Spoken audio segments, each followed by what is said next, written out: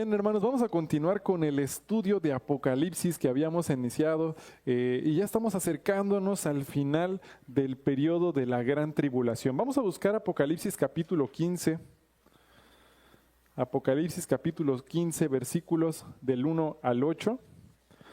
Voy a hacer una breve introducción para recordar qué es lo que hemos estado estudiando en Apocalipsis. Estamos estudiando la escatología, que es un estudio de los últimos días, de las cosas que pasan al final del tiempo. Y hemos visto que hoy en día, desde que el Señor Jesucristo murió en la cruz y resucitó, nosotros vivimos en un periodo que se llama el periodo de gracia. Y estamos esperando en ese tiempo, que es cuando alguien, si por fe acepta a Jesús como su Salvador, pues por gracia es salvo. Y estamos esperando este periodo que es de la iglesia hasta un acontecimiento que se llama el arrebatamiento. Va a venir un periodo que es un acontecimiento que es el arrebatamiento, donde la iglesia de Cristo va a ser llevada al cielo con el Señor. Y esto va a marcar el inicio de un periodo conocido como la gran tribulación.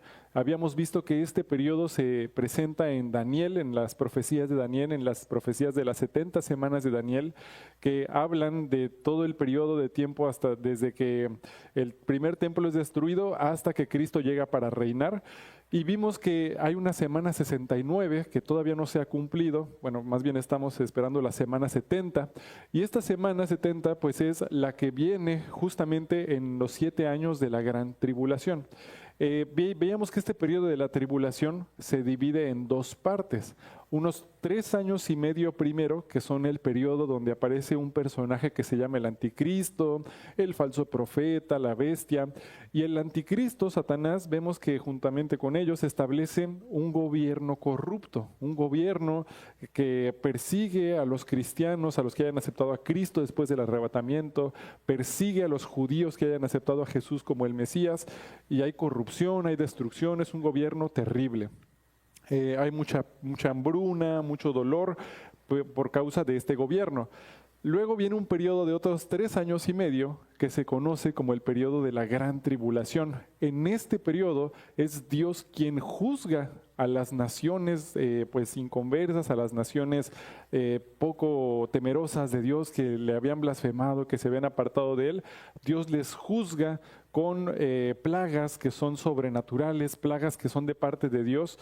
Y vemos que después de este periodo de los 7 años, regresa el Señor Jesús a la tierra, vence a Satanás, vence al falso profeta, este gobierno del anticristo, y después de regresar a la tierra empieza un periodo que se conoce como los 1000 años, que es cuando Cristo regresa a la tierra y se queda a reinar por 1000 años como el Rey de Reyes desde Jerusalén.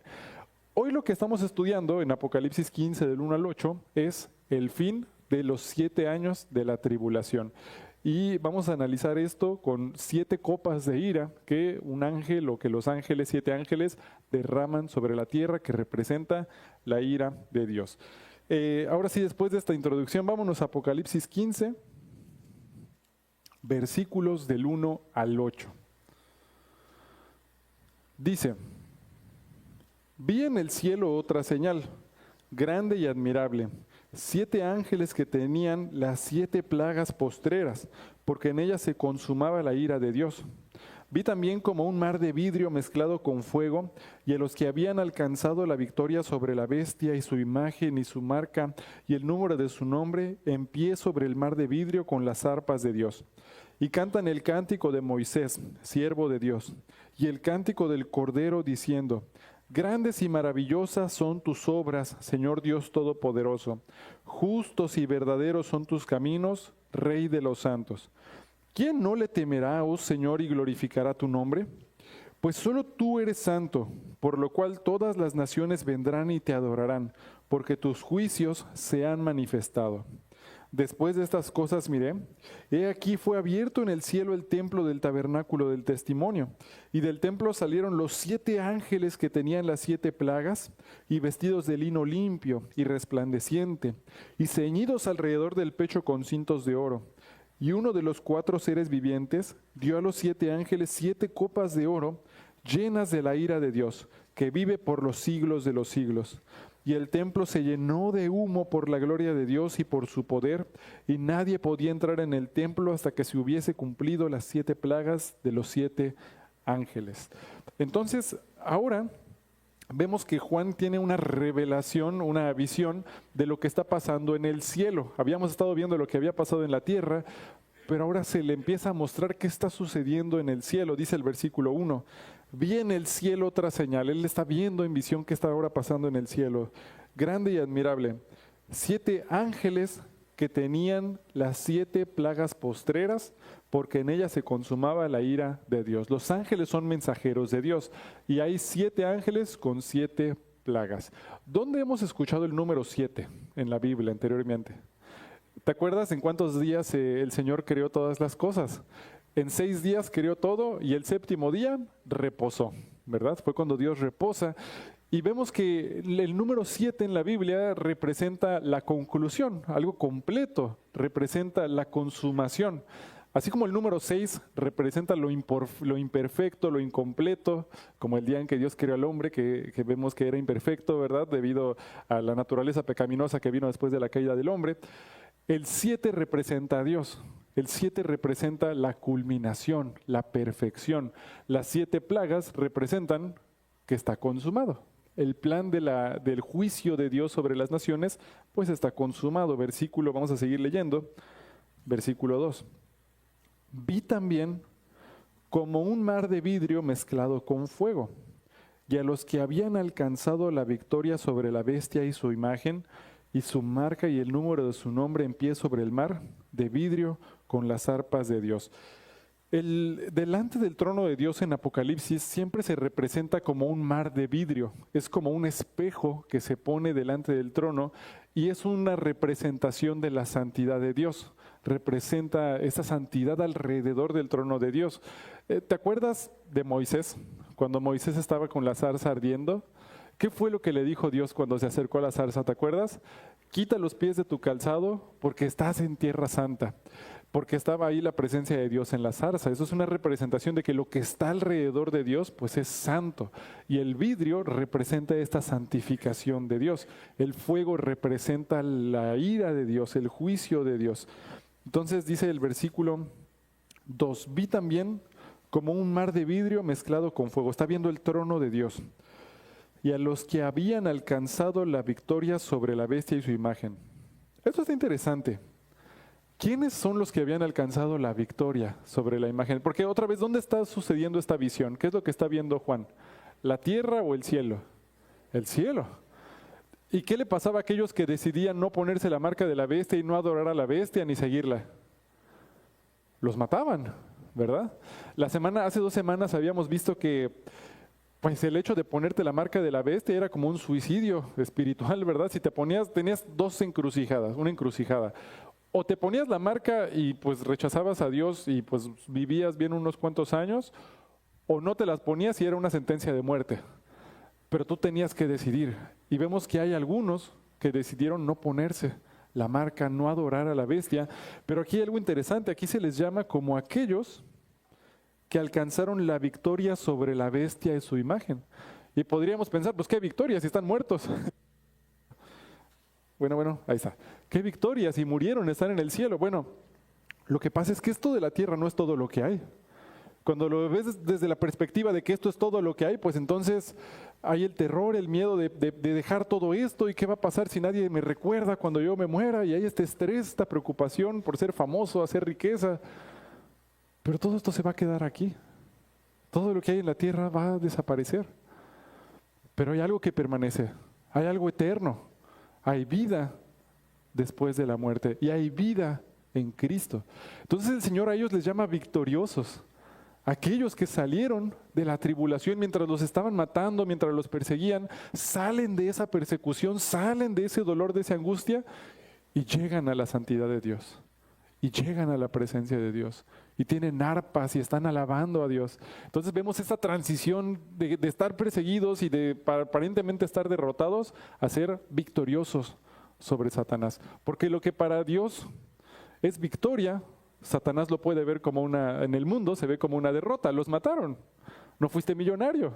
No alcanzaste el reconocimiento mundial. Lo ve como una derrota a Satanás. Pero ¿qué dice Dios? Me obedeciste, seguiste mi plan y cumpliste mis propósitos. Es un éxito, porque reflejaste a Cristo en tu vida. Qué interesante, ¿verdad? ¿Cuál hubiera sido la esperanza de los hermanos que murieron en el Coliseo? Perseguidos por leones, comidos por leones. Aquellos que murieron en estacas de fuego en caminos a Roma. ¿Cuál era la esperanza?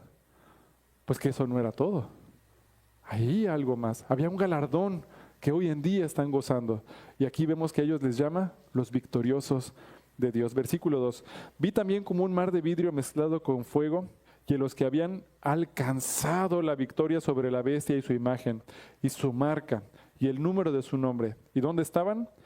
En pie sobre el mar de vidrio, con las arpas de Dios. ¡Qué victoria hay en Cristo! ¿Y qué estaban haciendo? Vamos a ver. Versículo 3. Y cantan el cántico de Moisés, siervo de Dios, y el cántico del Cordero, diciendo, vamos a ver qué es lo que dicen esas palabras. Grandes y maravillosas son tus obras, Señor Dios Todopoderoso. Justos y verdaderos son tus caminos, Rey de los santos. ¿Quién no te temerá, oh Señor, y glorificará tu nombre? Pues solo tú eres santo, por lo cual todas las naciones vendrán y te adorarán, porque tus juicios se han manifestado. Entonces, una vez que ellos salen de la gran tribulación, delante de Dios cantan el cántico de Moisés. ¿Qué le pasó a Moisés? ¿Dónde canta Moisés? Cuando los israelitas salen de Egipto y ya cruzan el Mar Rojo y ya salen y van caminando ya hacia la tierra prometida, cantan un cántico. María canta un cántico, María la hermana de Moisés da un cántico y Moisés canta también, y es un canto de liberación, un canto de agradecimiento, un canto de alabanza a Dios. Y ellos, al ser liberados de la gran tribulación, están cantando por la liberación y por la victoria en Cristo. Se refiere al gozo por la liberación, lo que están cantando. Y el cántico del Cordero, el cántico de alabando a Dios por la salvación que hay en Él. Pero luego, después de los 2 puntos, nos dice una de las razones de por qué lo están alabando, por qué debemos alabar a Dios. A veces pensamos, bueno, pues alabo a Dios porque, pues por las cosas que Él me da, ¿verdad? Porque Él me dio un ascenso en el trabajo y pues por eso lo alabo. Lo alabo porque pues he tenido buena salud y por eso lo alabo. Y lo alabamos por cosas que Él nos da. Ahora, no estoy diciendo que es incorrecto, hay que alabarlo pues, por las bendiciones que también nos da, y es justo, gloria a Dios por las bendiciones que nos da que no merecemos. Pero hay más. El principal motivo de por qué nosotros adoramos a Dios debe de ser, vamos a ver, Apocalipsis 15:3. Grandes y maravillosas son tus obras, Señor Dios Todopoderoso. Dice la palabra que tú me creaste en lo oculto, desde las entrañas de mi madre tú me formaste. Dice, tus obras son maravillosas y mi alma lo sabe muy bien, ¿verdad? Él te formó, yo les decía hace 2 semanas, exactamente como eres. Dios decidió hacerte así. Él no comete errores, Él todo lo que hace lo hace perfecto, y Él te creó perfectamente así como tú eres, porque ese es el plan de Dios. Le decía Dios a Moisés, ¿quién hizo al ciego? ¿Quién hizo al mudo? ¿No fui yo quien lo hizo? Él es perfecto. Entonces, todo lo que hace Dios es perfecto. Y luego dice, grandes y maravillosas son tus obras, Señor, Dios Todopoderoso. La principal razón de por qué debemos adorar a Dios es por quién es Él. Independientemente de lo que nos da, independientemente de sus bendiciones, por quién es Él, debe de ser la razón de nuestra adoración, porque Él es el Dios Todopoderoso, Creador de los cielos y de la tierra, porque Él nos hizo y no nosotros a nosotros mismos, porque todo lo que tenemos, a Él le pertenece, todo lo que somos a Él le pertenece. Dice el versículo, grandes y maravillosas son tus obras, Señor Dios Todopoderoso, justos y verdaderos son tus caminos, Rey de los santos, porque Dios es bueno. ¿Te imaginas que Dios no fuera bueno? ¿Te imaginas un Dios malo? Los musulmanes dicen que Alá es el gran engañador. A veces se dice, es que los musulmanes y los cristianos tenemos el mismo Dios, es Jehová, creemos en el mismo Dios. No, es muy diferente. Para ellos Alá es el gran engañador. Ellos dicen que cuando murió Jesús, no murió Jesús en la cruz, sino que hizo un truco Alá y cambió su cuerpo y puso el de un malhechor en su lugar. Es lo que cree, es lo que dice el Corán. Dicen que es el gran engañador, que te puede engañar en cualquier momento. Pero nuestro Dios dice la Biblia que es justo y verdadero, que rectitud es quien se define a sí mismo. Él define la rectitud porque es quien Él es. Y Él es un Dios bueno. Todo lo que Él hace es por amor a ti. Así como Satanás te odia, como Satanás busca destruirte, te engaña, busca, y vamos a verlo más adelante, él busca engañar a todo el mundo. Pero así como Satanás busca destruirte, Dios te ama como nadie te ha amado jamás, ni te va a amar después. Y Él quiere que tú vivas en gozo y que tú vivas en paz y que le conozcas. Y Él quiere que tu vida sea plena en Él. Él te ama porque Él es bueno, ¿verdad? Entonces, una razón de por qué le debemos amar es porque Él es bueno, por quién es Él, porque es todopoderoso, dice el versículo 4. ¿Quién no te temerá, oh Señor, y glorificará tu nombre? Pues solo tú eres santo, por lo cual todas las naciones vendrán y te adorarán, porque tus juicios se han manifestado. ¿Quién no te temerá, oh Señor, y glorificará tu nombre? Ahora, aunque las naciones, vimos en este periodo de la gran tribulación, no temieron a Dios, de hecho, a lo contrario, están blasfemando en contra de Dios. Pero aunque las naciones no le teman, aunque las naciones no le adoran, no le glorifiquen en sus corazones, están endurecidos por el pecado, va a llegar el día en que dice la Biblia, toda rodilla se doblará delante de Dios y confesarán que Jesús es el Rey de Reyes y Señor de Señores. Toda rodilla se doblará y confesará. Aunque en ese momento ellos no lo hagan, va a venir un momento donde no va a haber opción y van a tener que reconocer quién es el Dios Todopoderoso. ¿Quién no te temerá, oh Señor? Mira, vamos a ver Jeremías 10:7. Vamos a poner una separación acá. Jeremías 10:7.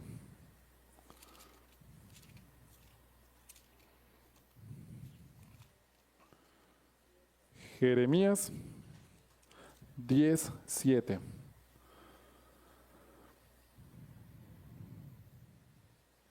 Ahí está en la pantalla también, Jeremías 10:7.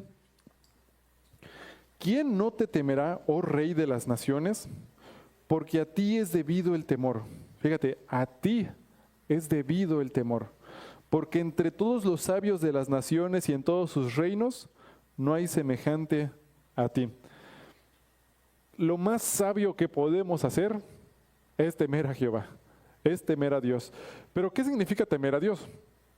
Temer a Dios no es un miedo emocional, no es que, ay, no me vayas a contar algo de Dios porque me da miedo, ¿verdad? Mi hija chiquita, mi hija Ceci, a veces le estamos contando alguna historia y, por ejemplo, luego le hablamos de, por ejemplo, Caperucita Roja, le gustan los cuentos, ¿no? Y entonces le hablamos y va a salir el lobo y no, el lobo no, y le da miedo y se esconde, no me hables del lobo. Es un cuento, mi amor, le digo, no te preocupes, no, pero va a salir el lobo en la historia y le da un miedo emocional.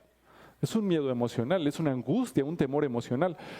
Pero el temor del que habla el Señor que nosotros debemos de tener por Jehová no es un temor emocional, es un temor con entendimiento, es un temor de entender quién es Él, es un temor de entender todo su poder, un temor de saber que todo lo que yo soy, a Él le pertenece.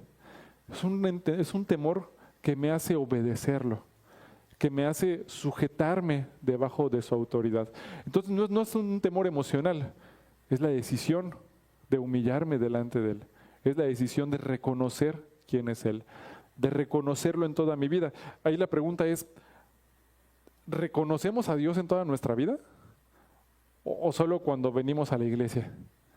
Cuando estoy fuera de la iglesia, cuando estoy con mis compañeros de trabajo, en la escuela, con familiares, ¿involucro a Dios en todo lo que hago? ¿Considero a Dios en todo lo que hago? Porque es el temor de Dios. ¿Quién no te temerá, oh Señor? ¿Será prudente no temer a Dios? ¿Puedes poner en la pantalla Apocalipsis 14:7?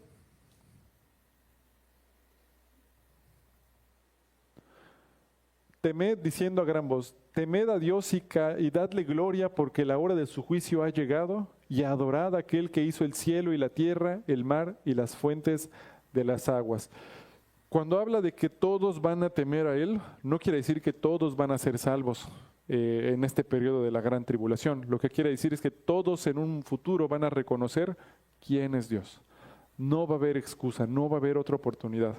Todos van a saber quién es Dios. Es a lo que se refiere.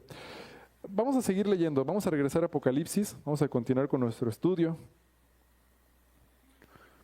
Versículo 5.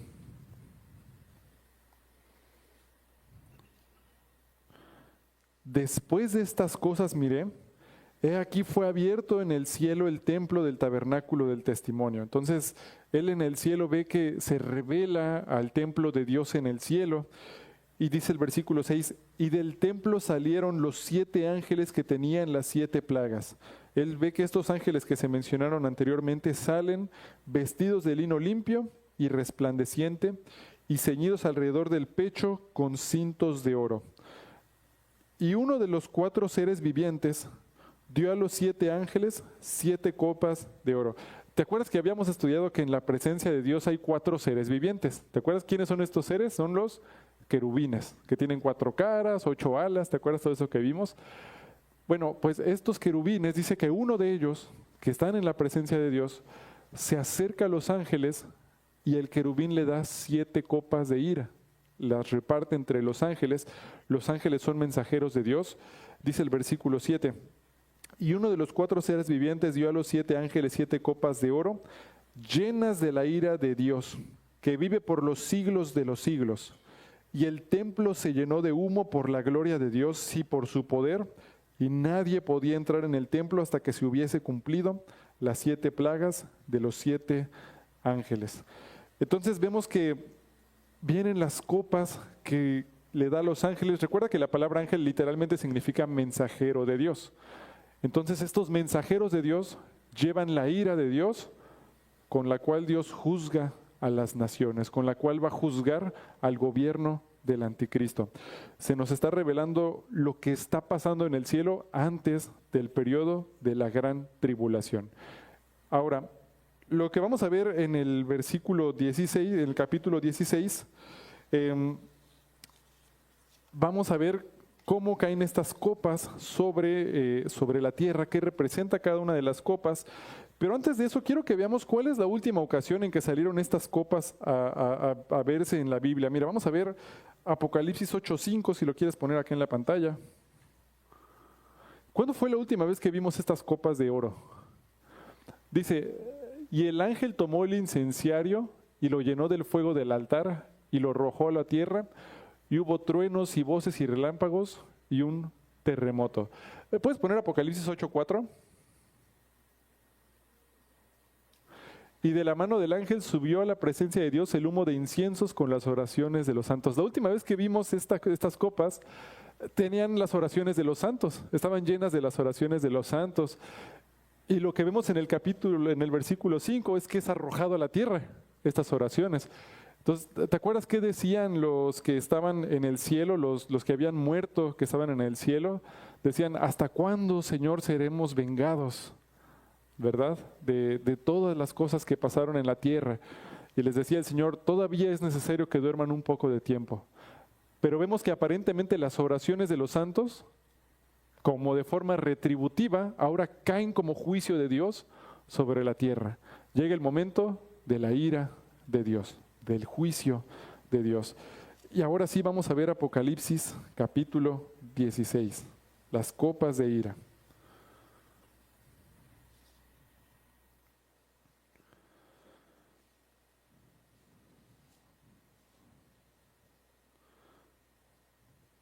Cuando hablamos de la ira de Dios, vamos a ver el versículo 1, dice 16:1.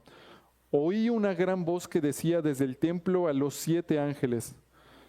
¿De quién es esta voz? Es de Dios, sale del templo. Una vez que ya les dieron los inciensos, id y derramad sobre la tierra las 7 copas de la ira de Dios. He escuchado a veces quienes dicen, es que Dios es malo, porque Dios es asesino. Si Dios es tan bueno, ¿por qué mandó a que algunas personas murieran? ¿Por qué Él va a matar a algunas personas? Bueno, hay que recordar que Dios no puede ser asesino. ¿Por qué? ¿De dónde proviene la vida? ¿Quién es el dador de la vida? es Dios. Y Él puede tomar lo que le pertenece. Él dio, Él quitó. Es lo mismo que decía Job: Jehová dio, Jehová quitó. O sea, el nombre de Dios glorificado. Él no es asesino porque Él es el dador de la vida y Él decide dar y Él decide quitar. Él es justo en todos sus juicios, en todos sus caminos. Es lo que vimos anteriormente. Hay que entender que hay algo que se llama la ira justa de Dios. ¿Qué es la ira justa? La ira justa proviene por causa del pecado, por ver el pecado. Produce una ira para apartar el pecado, para destruir el pecado. Es lo similar cuando tú, por ejemplo, vas por la calle y a lo mejor ves una injusticia que le hacen a alguna persona, a alguna mujer, pues te enoja. ¿Por qué? A ti no te hicieron nada. Pero es una ira justa por ver un mal, por ver un pecado. Y esa ira justa, bueno, la palabra nos dice que tenemos también nosotros que controlarla, no darle rienda suelta a nuestra ira, pero la tienes que canalizar para destruir el pecado en tu vida o ayudar a exhortar a otros en amor. Pero la ira justa es para juzgar el pecado, para limpiar el pecado. En este caso, por ejemplo, cuando nosotros, más bien cuando nosotros somos como cristianos, como hijos de Dios, ¿qué pasa si yo peco? ¿Qué pasa si yo me rebelo en contra de Dios? Dios es lento para la ira y grande en misericordia, ¿verdad? Pero ¿qué pasa si yo sigo pecando? No me ha pasado nada, Dios no me ha hecho nada, yo no creo que suceda nada, voy a seguir así, voy a seguir rebelde, no me importa lo que diga Dios. Lo que pasa es que yo estoy tentando la misericordia de Dios. Y cuando acaba la misericordia de Dios viene su justicia. Y la justicia de Dios viene con disciplina. Es una ira justa derramada sobre nosotros. Cuando Dios nos disciplina, es una justa ira de Dios. Pero recuerda que el fin de la disciplina, ¿qué es? Apartarnos del pecado, apartarnos de la rebelión. Entonces es algo bueno. Cuando nuestros hijos van corriendo con tijeras, ¿verdad? Ya le dije, no corras porque te vas a sacar un ojo, te puedes lastimar. No me importa, ya se va corriendo con tijeras. Te produce una ira, pero es una ira justa, no porque tú odies a tu hijo y no quieres que se divierta, es porque tú lo quieres proteger. Y por esa ira lo disciplinas para que no haga algo que lo va a lastimar. Es por amor. Entonces es una ira justa. Lo estoy apartando del pecado y le estoy enseñando sabiduría. Cuando Dios nos disciplina, es una ira justa, es para apartarnos del pecado, es una muestra de amor. Ahora, en este caso, ellos no son hijos de Dios. Es el mundo inconverso, es el mundo impío. Él está derramando su ira sobre aquellos que le rechazaron. Porque también hay que recordar qué pasó en todo este periodo de los 7 años. ¿Te acuerdas que envió a 2 personas el Señor? ¿Qué hacían estos 2 testigos? Estaban predicando el Evangelio y decían que todo lo que decía Satanás era engaño y hacían que los hombres vieran que Jehová es el único Dios verdadero. ¿Y qué más hizo Dios? Dice la palabra que antes del tiempo del fin, el Evangelio de Cristo va a ser predicado en todo el mundo, ¿verdad? Cada persona que estuvo en este periodo de la tribulación escuchó el Evangelio, vio los milagros de Dios, porque también después de todas las tribulaciones que pasaban, vemos que ellos blasfemaban el nombre de Dios después de todavía ver todo lo que Dios estaba haciendo. Vimos que mataron a los testigos, que no les importó matar a los testigos de Dios. Dios les dio la oportunidad. Y cualquier persona en la tribulación que quisiera arrepentirse y no ponerse la marca de la bestia podía hacerlo y podía ser salvo. Pero los que están ahí rechazaron todas y cada una de las oportunidades que Dios les dio para arrepentirse. Y en ese momento llega la ira justa de Dios. Dios no es injusto. ¿Soy más justo yo que el juez de toda la tierra? ¿Voy a ser yo más justo que Él? No. Él es justo y la ira que vemos derramada aquí en el capítulo 16 es justa también. Ahora, vamos a ver las copas de ira. Algo interesante que vamos a estar analizando con las copas de ira, son 7 copas, pero si te acuerdas también vimos que había 7 trompetas que se mencionaban al principio en el capítulo 8 de Apocalipsis, en el capítulo 9. Y lo que vamos a ver es que es lo mismo. Las trompetas y las copas que estamos viendo ahorita están hablando de lo mismo, solamente que es como los evangelios. Ves a Mateo, Marcos, Lucas y Juan, que es la misma historia desde perspectivas diferentes. Las copas de ira son lo mismo que las trompetas. Ahora, hay diferentes perspectivas al respecto. Hay algunos teólogos que dicen que son diferentes. Como les digo, en escatología no podemos ser muy dogmáticos, yo no te puedo decir, esa es la única forma de verlo, ¿no? Pero bueno, yo les propongo lo que yo, a mi perspectiva de estudio bíblico, veo que es lo más coherente. Entonces, algo interesante es que vamos a ver un paralelismo entre las trompetas y las copas de ira, que nos van narrando la misma historia, pero con un poco más de información. Entonces, a veces cuando vas leyendo Apocalipsis y dices, ¿y cuándo pasó esto? Y no acababa ya de pasar esto de las copas y de las trompetas. Bueno, es que son los mismos acontecimientos, solo que explicados un poquito más en una parte y otra parte diferente, ¿verdad? Pero es el mismo acontecimiento de la gran tribulación. Vamos a ver el primero, la primera copa de ira, versículo 2, 16:2. Fue el primero y derramó su copa sobre la tierra, y vino una úlcera maligna pestilente sobre los hombres que tenían la marca de la bestia y que adoraban su imagen. Y los que no tenían la marca de la bestia, no les pasaba nada. Recuerda que en este periodo los 144,000 fueron llevados al desierto, ¿te acuerdas? Y los está protegiendo Dios. Y posiblemente hay otros cristianos que hayan aceptado a Cristo en el periodo de la gran tribulación, que están escondidos para que no los maten. Pero vemos que aquí de lo que se está hablando es el juicio a los impíos. Vamos a continuar. A los que tenían la marca de la bestia les vino una úlcera que los lastimaba, y pestilente sobre los hombres que tenían la marca de la bestia y adoraban su imagen. Vamos a ver una comparación en Apocalipsis 8:7. Si quieres lo puedes poner en la pantalla para no estar saltando. La primera trompeta. El primer ángel tocó la trompeta y hubo granizo y fuego mezclados con sangre que fueron lanzados sobre la tierra, y la tercera parte de los árboles se quemó y quemó toda la hierba verde. Viene granizo con fuego. En 16:2 vemos que hay úlceras dolorosas sobre los hombres que tienen la marca de la bestia. Podrían estar relacionados estos dos acontecimientos. Puede ser que el fuego que caía estaba lastimando a las personas. Como les dije, no soy dogmático, solamente vamos a poner las dos comparaciones, los dos paralelismos, y conforme vamos viendo las copas, vamos a ir viendo más similitudes con las trompetas. Pero bueno, aquí vemos el granizo, el fuego arrojado sobre la tierra y las úlceras dolorosas sobre los que tienen la marca de la bestia. Vamos a ver la segunda copa, versículo 3. El segundo ángel derramó su copa sobre el mar, y éste se convirtió en sangre como de muerto, y murió todo ser vivo que había en el mar. Cae la copa sobre el mar se convierte en sangre y mueren estos seres. Vamos a ver ahora Apocalipsis 8:8. El segundo ángel tocó la trompeta, y como una gran montaña ardiendo en el fuego fue precipitada en el mar, y la tercera parte del mar se convirtió en sangre. Entonces puedes ver que es más o menos la misma historia, pero con más información. Nos da una explicación en las trompetas de qué es lo que está pasando, y en las copas solo nos lo muestra desde la perspectiva de Dios, cómo está juzgándolo. Se ve más práctico acá, y en las copas se ve el juicio.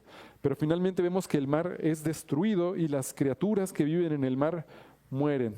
Vamos a ver la tercera copa, versículo 4. El tercer ángel derramó su copa sobre los ríos y sobre las fuentes de las aguas, y se convirtieron en sangre. Por cierto, ¿ves cómo todo esto también está relacionado con las plagas de Egipto? Hay una relación en la manera en que Dios estaba juzgando a la nación de Egipto como una forma de profecía de cómo Dios juzgaba a las naciones impías, similar que vemos en Apocalipsis, que usa las mismas plagas para juzgarles, ¿verdad? Muy interesante. Entonces vemos en la tercera copa que los ríos y las fuentes de agua dulce, porque en la copa 2 fue el mar salado, en la copa tercera el agua dulce se convierte en sangre. Vamos a ver Apocalipsis 8, 10 al 11, el paralelismo. Apocalipsis 8, 10. Dice: el tercer ángel tocó la trompeta, y cayó del cielo una gran estrella ardiendo como una antorcha, y cayó sobre la tercera parte ¿de qué? de los ríos y sobre las fuentes de las aguas. Y el nombre de la estrella es ajenjo, y la tercera parte de las aguas se convirtió en ajenjo, y muchos hombres murieron a causa de esas aguas porque se hicieron amargas. Nos da más información práctica de cómo sucede. Envía un meteorito que cae sobre la tierra, pero contamina las aguas dulces, ¿verdad? Qué interesante. Entonces la contaminación de las aguas dulces. Vamos a continuar ahora viendo la cuarta copa de ira, Apocalipsis 16:8.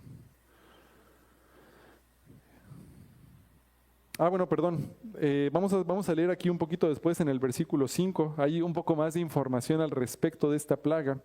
Dice, y oí al ángel de las aguas que decía, justo eres tú, oh Señor, el que eres y que eras, el santo, porque has juzgado estas cosas. Fíjate cómo llaman justo el juicio que está emitiendo sobre la tierra, ¿verdad? Versículo 6. Por cuanto derramaron la sangre de los santos y de los profetas, también tú les has dado a beber sangre, pues lo merecen. También oí otro que desde el altar decía, ciertamente, Señor Dios Todopoderoso, tus juicios son verdaderos y justos. ¿Por qué lo convertía en sangre? Porque así como habían derramado la sangre de los profetas y de los cristianos, ahora Dios les estaba haciendo beber sangre hasta morir. Muy interesante, es una forma de retribución. Oye, pero pues esto es algo vengativo. Sí, porque es la ira justa de Dios.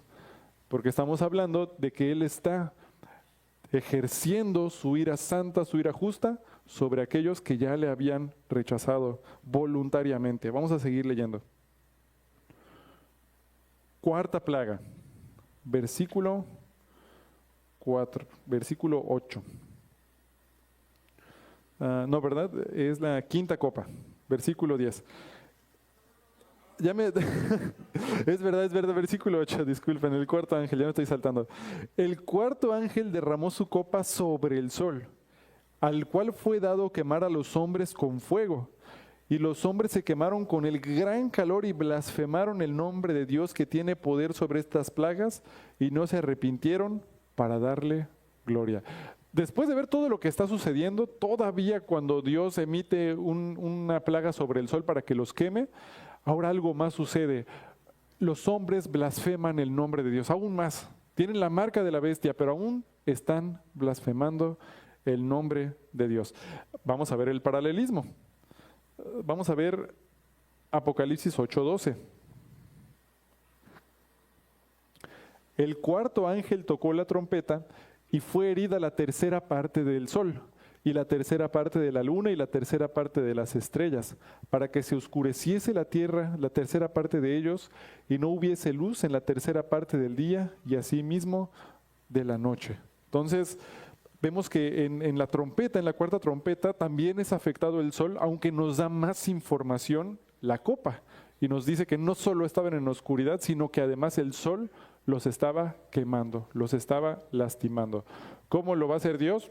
No tengo idea. Él es el Dios Todopoderoso. Algunos dicen que una estrella antes de que explote,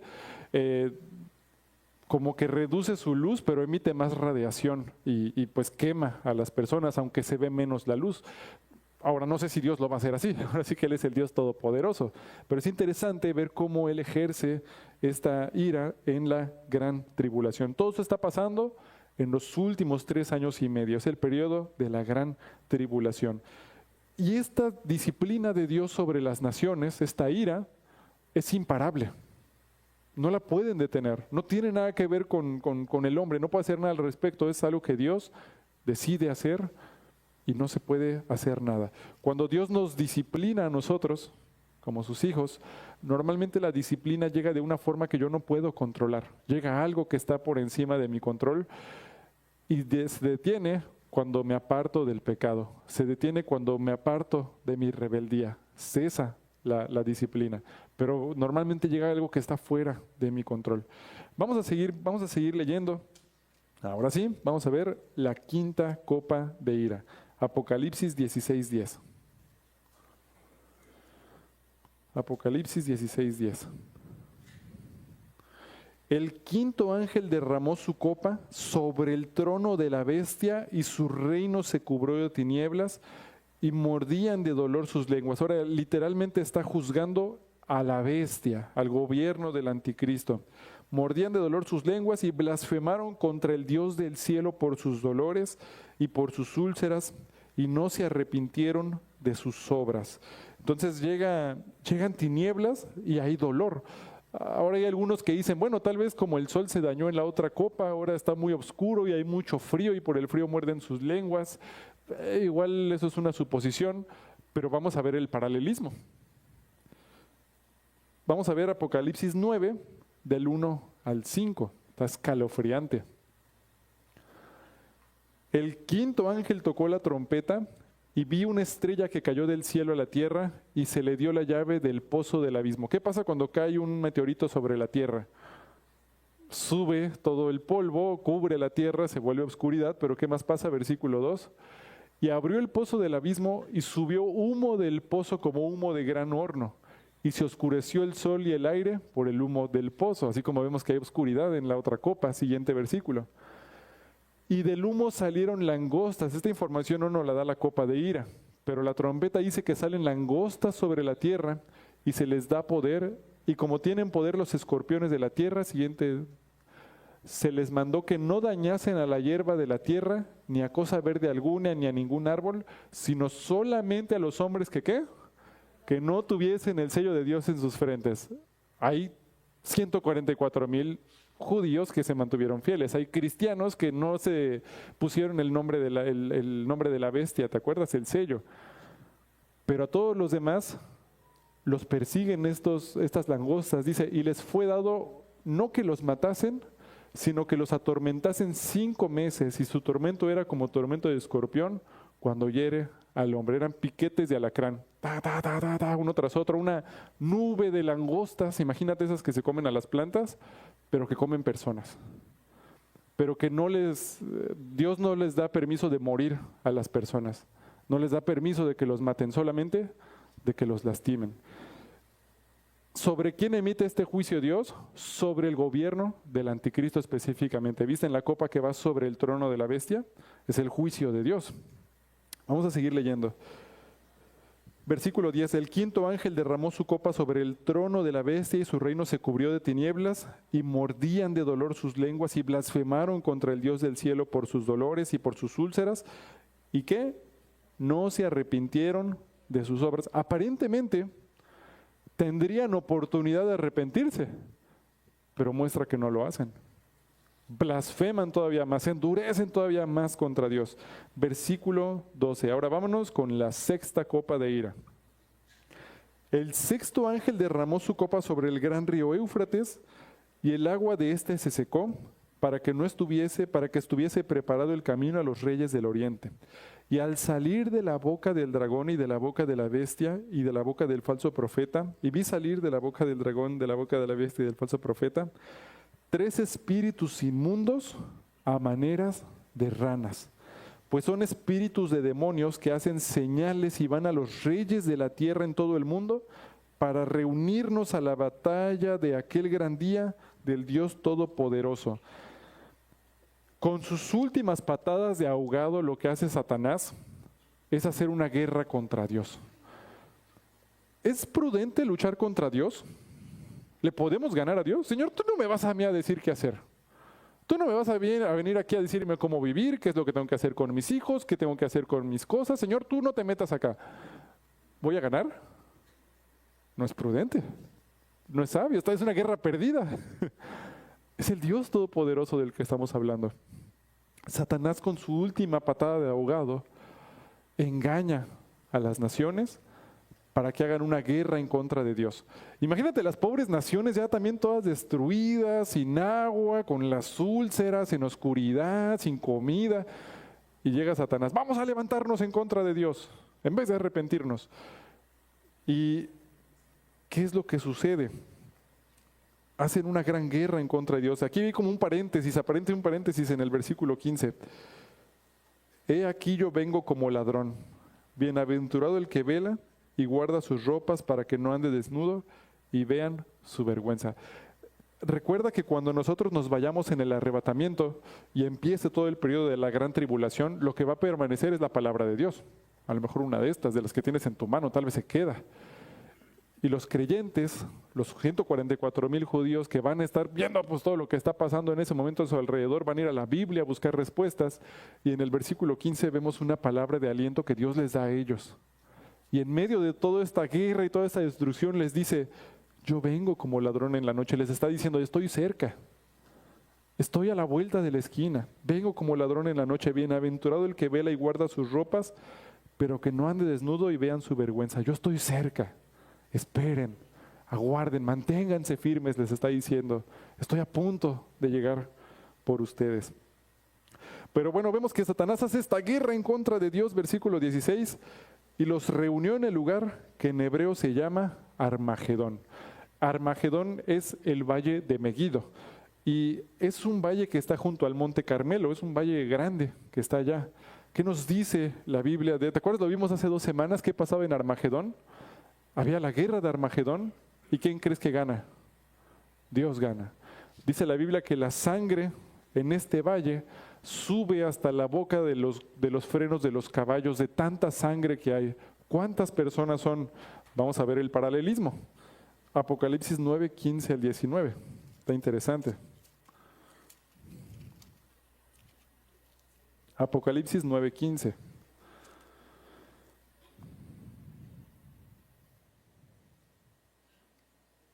Estamos viendo la 6ª trompeta. Y fueron desatados los 4 ángeles que estaban preparados. Si quieres, mira, podemos ver desde el versículo 13. El 6º ángel tocó la trompeta y oí una voz de entre los cuernos del altar de oro que estaban delante de Dios diciendo, el 6º ángel que tenía la trompeta, desata los 4 ángeles que están atados junto al gran río Éufrates. ¿Te acuerdas? En las copas que se seque el río Éufrates para que pueda pasar la guerra. 15. Y fueron desatados los 4 ángeles que estaban preparados para la hora, día, mes y año, a fin de matar a la 3ª parte de los hombres. ¿A cuántas personas juntó Satanás? La 3ª parte de todos los hombres. Y el número de los ejércitos de los jinetes era 200 millones. Yo oí su número. Y así vi en visión los caballos y a sus jinetes, los cuales tenían corazas de fuego, de zafiro y de azufre, y las cabezas de los caballos eran como cabezas de leones, y de su boca salían fuego, humo y azufre. Por estas 3 plagas fue muerta la 3ª parte de los hombres, por el fuego, el humo y el azufre que salía de su boca. Pues el poder de los caballos estaba en su boca y en sus colas, porque sus colas semejantes a serpientes tenían cabezas y con ellas dañaban. Aparentemente, Dios envía a este ejército para matar a todos los que estaban en la guerra en Armagedón. A la 3ª, imagínate, a la 3ª parte de todos los hombres. El paralelismo nos da un poco más de información. Estos caballos los usa Dios para destruir a los que estaban preparados para hacer guerra en contra de Dios. ¿Te acuerdas cuando Elías estaban en un sitio, estaban en Samaria y estaban sitiados y los iban a destruir? ¿Y qué es lo que sucede, verdad? En una noche, mientras están ellos orando y está Elías orando, ¿qué es lo que vamos a hacer? El Señor envía a unos ángeles que matan a 100,000 soldados de los asirios, ¿te acuerdas?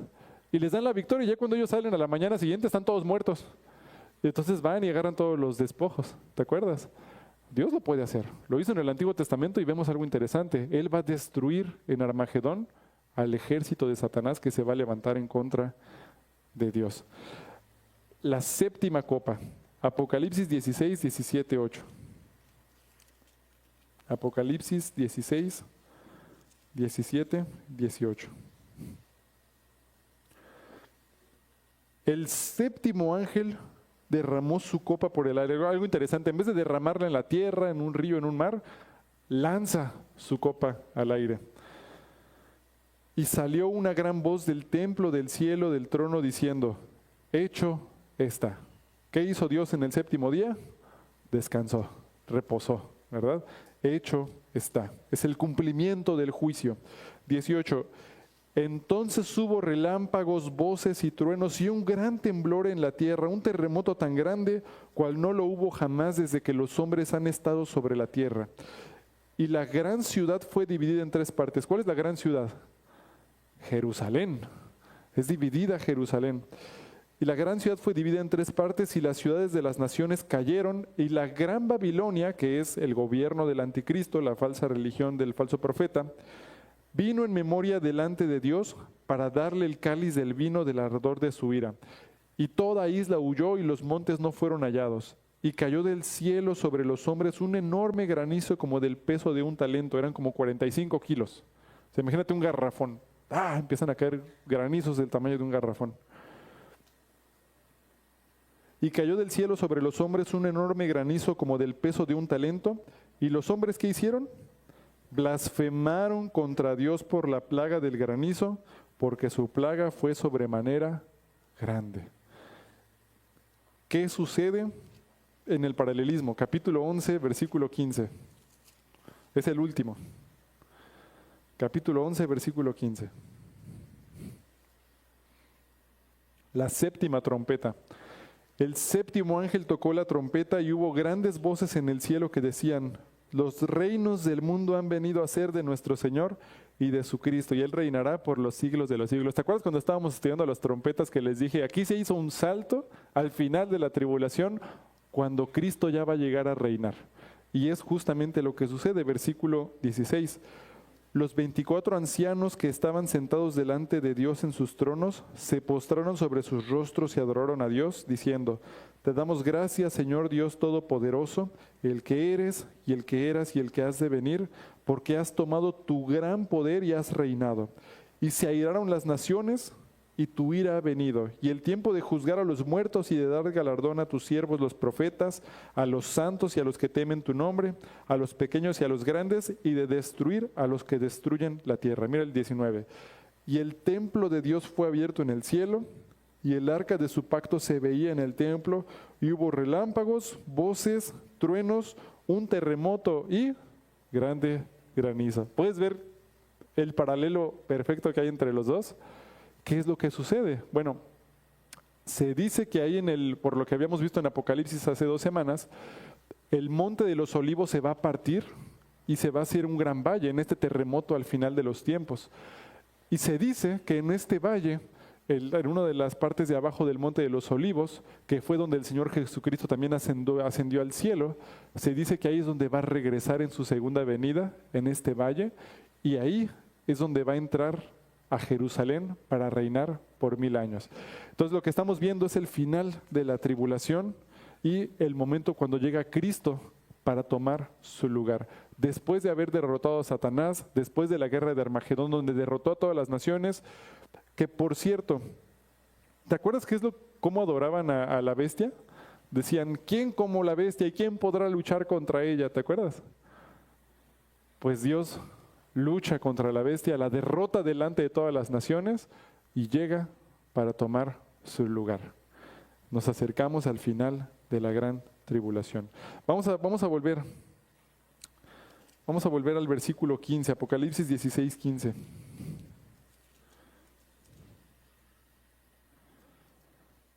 ¿Cuál es el propósito? ¿Por qué estamos estudiando esto? Bueno, primero porque hay que ver que también hay un montón de cosas amarillistas que se dicen en internet y mucha información, y no nos tenemos que dejar llevar mucho por las cosas a veces extrabíblicas que se dicen. Hay que ver qué dice la palabra, pero principalmente por lo que dice el versículo 15. He aquí, yo vengo como ladrón. El Señor va a llegar cuando menos lo esperes, como ladrón en la noche. Entonces nos está recordando eso el Señor: estoy a la vuelta de la esquina.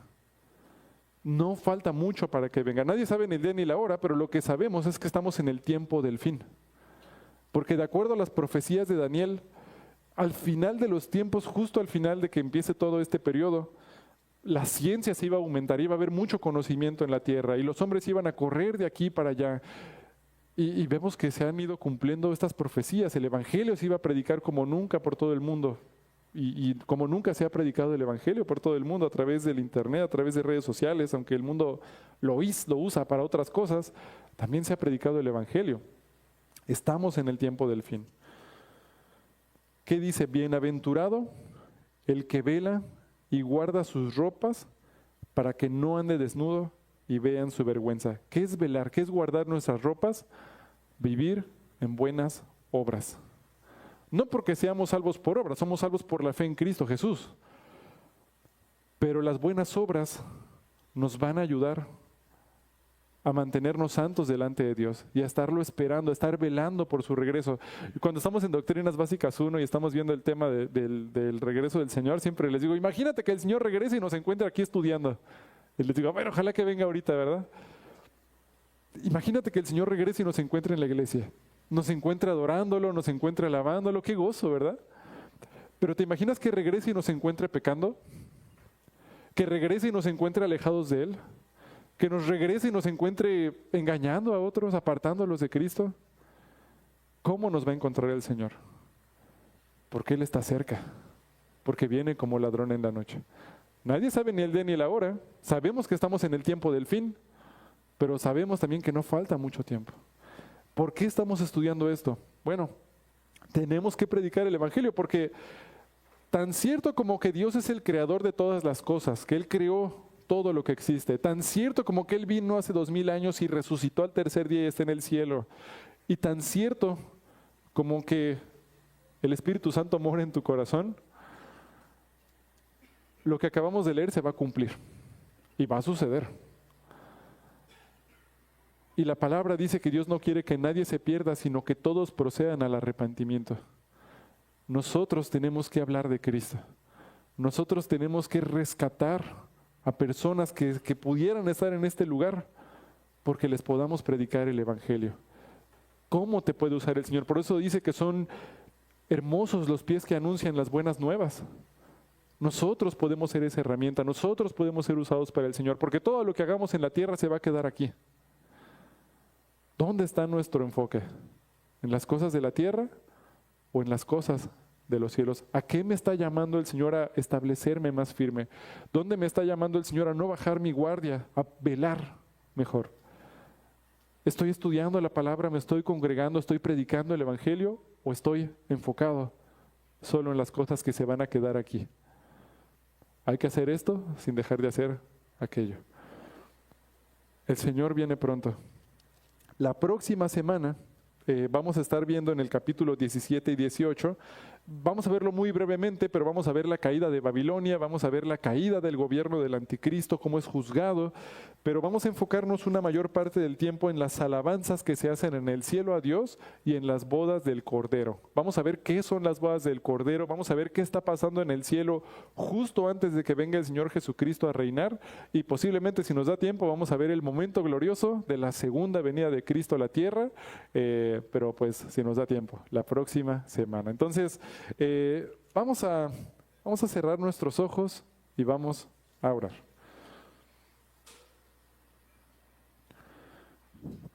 Padre, muchas gracias te damos por el estudio que pudimos hacer el día de hoy, Señor. Ayúdanos, Señor, a esperarte, velando, guardando tus mandamientos, Señor. Hoy en la mañana, Padre, vi que la manualidad de las oruguitas, de los decuneros, eran unas lamparitas, Señor, que dejaban prendidas para que se pudiera ver la luz, Señor, a través de ellas. Ayúdanos a que no se apague nuestra linterna, Señor. Ayúdanos a que te podamos esperar, Señor, velando en buenas obras, aprendiendo más de ti, sirviéndote, Señor, poniendo nuestra mirada en las cosas de los cielos. Perdónanos, Padre, porque muchas veces somos débiles, Señor, y nos apartamos de ti, o quitamos la prioridad, Señor, de lo que es tu voluntad. Ayúdanos a volver a ti, Señor. Queremos esperarte, queremos anhelar tu regreso, Señor. No queremos decir, Señor, espérame un poquito a que ponga mi vida en orden. Padre, queremos decir, vuelve hoy, Señor Jesús. Ayúdanos a corregir nuestros pasos, ayúdanos a esperar en ti, Señor, de manera más fiel. Gracias porque eres bueno, gracias porque tu misericordia es para siempre. Damos la gloria y la honra en el nombre de Cristo Jesús, nuestro Señor y Salvador. Amén.